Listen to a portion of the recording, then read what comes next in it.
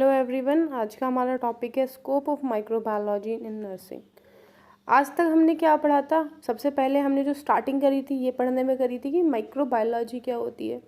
उसके बाद हमने पढ़ा था उसकी हिस्ट्री। तो इतना तो समझ में आ गया है हमें दो टर्म्स के बारे में कि एक तो माइक्रोबायोलॉजी क्या होती है और एक दूसरी माइक्रो ऑर्गेनिज्म क्या होते हैं। तो आज हम ये जो नर्सिंग हमारा डिपार्टमेंट होता है, ये मेडिकल डिपार्टमेंट में, हेल्थ केयर डिपार्टमेंट में इसका क्या स्कोप होता है हम इसे पढ़ेंगे। तो स्टार्ट हम सबसे पहले करते हैं रोल ऑफ माइक्रो ऑर्गेनिज्म। अब क्या होता है, जैसे कोई भी चीज़ होती है उसके दो इफेक्ट होते हैं, एक यूज़फुल एक हार्मफुल। ऐसे माइक्रो ऑर्गेनिज्म के भी दो इफेक्ट है, एक तो यूज़फुल इफेक्ट है, दूसरा क्या है, हार्मफुल इफेक्ट है। जो यूज़फुल इफेक्ट देते हैं उन्हें हम कह देते हैं गुड माइक्रो ऑर्गेनिज्म, जो हमें हार्मफुल इफेक्ट देते हैं उन्हें हम बोल देते हैं पैथोजेनिक माइक्रो ऑर्गेनिज्म। तो ये जो माइक्रो ऑर्गेनिज्म होते हैं इनका अलग अलग रोल होता है हमारी पूरी डेली लाइफ में। हमारी डेली लाइफ में इनके बहुत सारे यूजेस होते हैं। तो क्या अच्छे यूजेस होते हैं और क्या बुरे, हम ये पढ़ेंगे। तो सबसे पहले हम इनका रोल पढ़ेंगे कि माइक्रो ऑर्गेनिज्म का रोल क्या होता है बेसिकली माइक्रोबायोलॉजी के अंदर, और माइक्रोबायोलॉजी का रोल क्या होता है हमारा नर्सिंग के अंदर, और हम इन चीज़ों को सबको रिलेट करेंगे एक दूसरे से। तो सबसे पहला हमारा जो पॉइंट है वो है प्रोडक्शन ऑफ इम्पोर्टेंट प्रोडक्ट, कि जो इम्पोर्टेंट प्रोडक्ट्स होते हैं उनका प्रोडक्शन क्या होता है माइक्रोबायोलॉजी से या माइक्रो ऑर्गेनिज्म से होता है। कैसे होता है?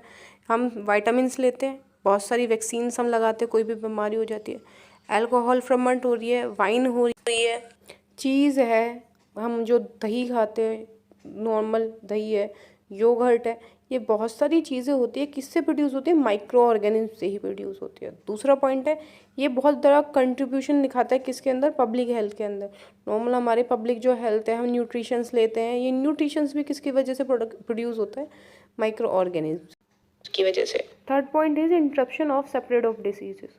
हॉस्पिटल में जितनी भी बीमारियाँ फैलती हैं, इन्फेक्शन होते हैं, डिजीज़ होती हैं, ये किसकी वजह से होती है, माइक्रो ऑर्गेनिज्म की वजह से होती है। एंड अगर आपको माइक्रोबायोलॉजी की थोड़ी सी भी नॉलेज है तो आप क्या करोगे, इसको स्प्रेड होने से बचाओगे, किसको, डिजीज़ को, इन्फेक्शन को हॉस्पिटल के अंदर। फिर क्या होता है, ये क्या इम्प्रूव करता है, quality of life.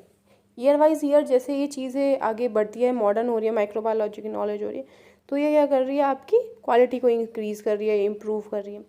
The last point is component of an ecosystem. हमारा जो इन्वायरमेंट है, हमारा जो इकोसिस्टम है, इसमें इसका बहुत बड़ा रोल है। हमारे इन्वायरमेंट में बहुत तरह की गैसेस पाई जाती है, नाइट्रोजन, सल्फर, फॉस्फेट, और इनका क्या है, ये प्लांट की फिक्सेशन में बहुत यूज़फुल होती है। तो अगर ये प्लांट के लिए सफिशिएंट होंगी तो हमारी जो प्रोडक्शन होगी वो अच्छी होगी। तो ये सॉइल में प्रेजेंट होके इन गैसेस की क्या करती हैं, फिक्सेशन में बहुत हेल्प करती हैं। गैसेस को फिक्स कराने के लिए बहुत ज़्यादा यूज़फुल है। एनर्जी प्रोडक्शन में बहुत ज़्यादा यूज़ है इसका। जैसे कि हमारी गैस प्रोड्यूस होती है, मीथेन गैस जो होती है वो मिथेनोजेनिक बैक्टीरिया होते हैं, उनकी वजह से प्रोड्यूस होती है। The last point is cleaning up pollution. हमारा जितना भी पॉल्यूशन है एनवायरनमेंट में, उसमें माइक्रोबायोलॉजी की वजह से या माइक्रो ऑर्गेनिज्म की वजह से हम बहुत हद तक उसे क्लीन कर पा रहे हैं। कैसे रोल है इनका, क्या होता है, जैसे भी घर में कूड़ा होता है या फिर हम मम्मी ने सब्जी बनाई तो जो भी सब्जी के छिलके होते हैं, पिल्स होते हैं, या फिर आपके पत्ते हो गए, जितना भी कूड़ा अगर हम एक जगह रख देते हैं तो थोड़े टाइम बाद क्या देखते हैं, वो एक खाद में बदल जाते हैं, वो मिट्टी में मिक्स होके खाद में बदल जाते हैं, और हम उस मिट्टी को एज अ खाद, एज अ उसको यूज़ करते हैं। तो इसमें क्या होता है, जो माइक्रोब्स होते हैं हमें पता है इन्वायरमेंट में प्रेजेंट है, तो ये सॉइल में भी होंगे। तो ये कॉम्प्लेक्स को, जितना भी आपका पॉल्यूशन है, कॉम्प्लेक्स को सिंपल में बना देते हैं और खाद में बना देते हैं, जिसको हम अपने प्लांटेशंस में यूज़ कर लेते हैं। और इससे क्या होता है, पॉल्यूशन भी डिक्रीज़ होता है साथ के साथ, और साथ के साथ आपकी क्रॉप भी इम्प्रूव होती है। तो ये था रोल ऑफ माइक्रोब्स। अब हम क्या पढ़ेंगे कि जो माइक्रोबायोलॉजी है उसकी इम्पोर्टेंस क्या है नर्सिंग डिपार्टमेंट में या हेल्थ केयर डिपार्टमेंट में। तो सबसे पहला पॉइंट जो है, टू प्रमोट हेल्थ। इसका मतलब क्या है, हम जब नर्सिंग डिपार्टमेंट में या हेल्थ केयर डिपार्टमेंट में हैं तो उधर क्या होगा, डिजीज़ होगा, तभी तो पेशेंट आ रहे हैं हॉस्पिटल में, डिजीज़ नहीं होगा। और डिसीज़ किसकी वजह से कॉज होता है, माइक्रोब्स की वजह से। तो क्या होता है, इसकी वजह से हमें क्या होता है, हमें माइक्रोबायोलॉजी की नॉलेज होती है और हमें पता होता है कि इन्फेक्शन कैसे फैलता है, डिजीज़ कैसे फैलती है। तो सेकंड पॉइंट ये है कि अगर हमें पता चल गया डिजीज़ कैसे फैलती है, इन्फेक्शन कैसे फैलता है, तो हम क्या कर सकते हैं, उसका डायग्नोस कर सकते हैं, उसको ट्रीटमेंट दे सकते हैं, उससे प्रिकॉशंस ले सकते हैं हाइजीन करके।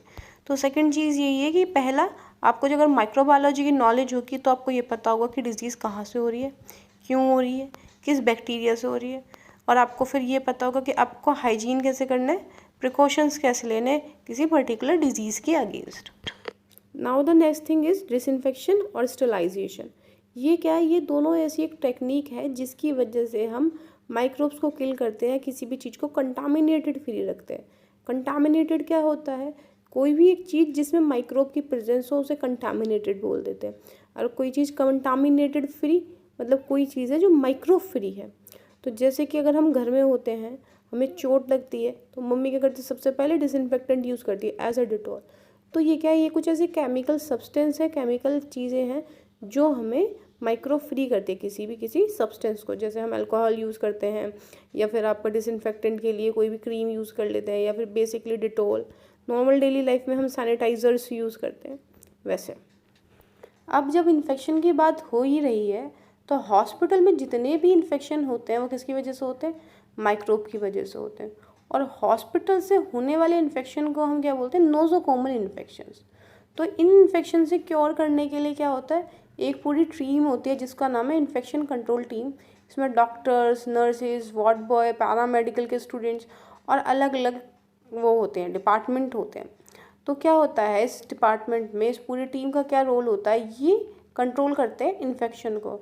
ये बताते हैं इन्फेक्शन कहाँ से हुआ है, किस इन्फेक्शन की वजह से हमें ये डिजीज़ हो रही है और वो इन्फेक्शन किस माइक्रोब की वजह से हुआ है। तो वो टीम क्या होती है, जब तक उसको नॉलेज नहीं होगी, जब तक माइक्रोबायोलॉजी नहीं होगी। तो माइक्रोबायोलॉजी का सबसे जो मेन रोल है वो इन्फेक्शन कंट्रोल टीम के लिए, जिसमें हमें नॉलेज होती है कि माइक्रोबायोलॉजी क्या होती है, माइक्रोब्स क्या होते हैं, क्या क्या उनके नाम हो सकते हैं, कैसी वो डिजीज़ कॉज करते हैं और कैसे हम उससे क्योर करते हैं। जैसे कि अगर हम प्रिकॉशंस ले तो हम अपनी हाइजीन रखें, सेफ्टी रखें, पीपीई किट पहने, तो इससे थोड़ा बेनिफिट हो सकता है। तो अगर एक ओवरव्यू जाने अब तक हमने क्या क्या पढ़ाया, नर्सिस के क्या क्या रोल होते हैं, ये थोड़े की पॉइंट्स हैं स्पेशली बहुत शॉर्ट में, कि ये प्रिवेंट करता है स्प्रेड ऑफ इन्फेक्शन। नर्सिस को क्या होता है, माइक्रोबायोलॉजी की इन्फॉर्मेशन होती है तो वो इन्फेक्शन को फैलने से बचा सकते हैं।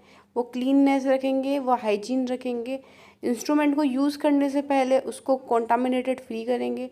अगर वो सैंपल ले रहे हैं किसी पेशेंट का और वो पेशेंट इन्फेक्शियस है तो क्या करेंगे, थोड़े प्रिकॉशन बरतेंगे जिससे कि वो इन्फेक्शन किसी दूसरे पेशेंट को ना फैले। और माइक्रोबायोलॉजी की नॉलेज किसी नर्स को हेल्थ केयर डिपार्टमेंट के हर फील्ड में बहुत हेल्पफुल होती है। इसकी वजह से हम माइक्रोब को जान पाते, कौन सा माइक्रोब है, उसने कौन सी डिजीज़ या कौन सा इन्फेक्शियस कॉज करा है। हम टेस्ट कर सकते हैं, हम डिफरेंट टेस्ट करते हैं, ब्लड टेस्ट करते हैं, स्किन टेस्ट करते हैं, अलग अलग डिजीज़ के लिए अलग अलग टेस्टिंग करते हैं। तो उस टेस्टिंग की नॉलेज हमें माइक्रोबायोलॉजी से मिलती है। हम कोई भी चीज़, चोट लगती है, इन्फेक्शन होता है, उसको क्योर करने की टेक्निक्स हमें माइक्रोबायोलॉजी से मिलती है। कोई भी पेशेंट इन्फेक्टेड है तो हमें जैसे पता है आज के टाइम पे हमें ग्लव्स पहनने हैं, मास्क लगाना है, हमें हेड कवर लगाना है, हमें हैंड वॉशिंग करना है। ये सब क्या है, ये माइक्रोबायोलॉजी की तो नॉलेज है कि माइक्रोबायोलॉजी हमने पढ़ा तो हमें पता चला माइक्रोब्स होते हैं जो इन्फेक्शन या डिजीज़ दे सकते हैं। उसी के लिए तो हम ये सारे प्रिकॉशंस करते हैं। उसके बाद आता है nurses should have know about the mode of spread of infection. इसकी वजह से नर्सेज को पता होता है कि इन्फेक्शन जो फैल रहा है वो कैसे फैल रहा है और किस बैक्टीरिया की या माइक्रोब्स की वजह से फैल रहा है। तो डिफरेंट टेस्ट्स के लिए हमें डिफरेंट कलेक्शन करना होता है। तो अगर हमें माइक्रोबायोलॉजी की नॉलेज है या हमें माइक्रोबायोलॉजी की एजुकेशन है तो नर्सेज क्या करते हैं, सैंपल कलेक्ट करती हैं, एंटीबॉडीज़ देती है, वैक्सीन देती हैं और किसी पर्टिकुलर पर्सन का इम्यूनोलॉजी स्टेटस बताती है कि इसका इम्यून सिस्टम कितना एक्टिव है कितना नहीं। तो हॉस्पिटल में जितनी भी ये प्रोसेस होती है सब माइक्रोबायोलॉजी की नॉलेज की वजह से होती है। अगर आप एक हेल्थ केयर डिपार्टमेंट में है, चाहे वो नर्स है या किसी भी फील्ड में, तो आपको माइक्रोबायोलॉजी की नॉलेज बहुत ज़्यादा होती है क्योंकि आप माइक्रोब्स के बारे में पढ़ते हैं कि माइक्रोब्स कैसे फैलते हैं और कैसे इन्फेक्शन फैलाते हैं, ये सब कुछ। तो माइक्रोबायोलॉजी इसलिए हेल्थ केयर डिपार्टमेंट में बहुत यूज़फुल होता है। तो आज की वीडियो में हमने की पॉइंट्स भी पढ़े, थोड़ा डिटेल वर्जन भी पढ़ा कि माइक्रोबायोलॉजी कैसे यूज़फुल है हमारे नर्सिंग डिपार्टमेंट के लिए।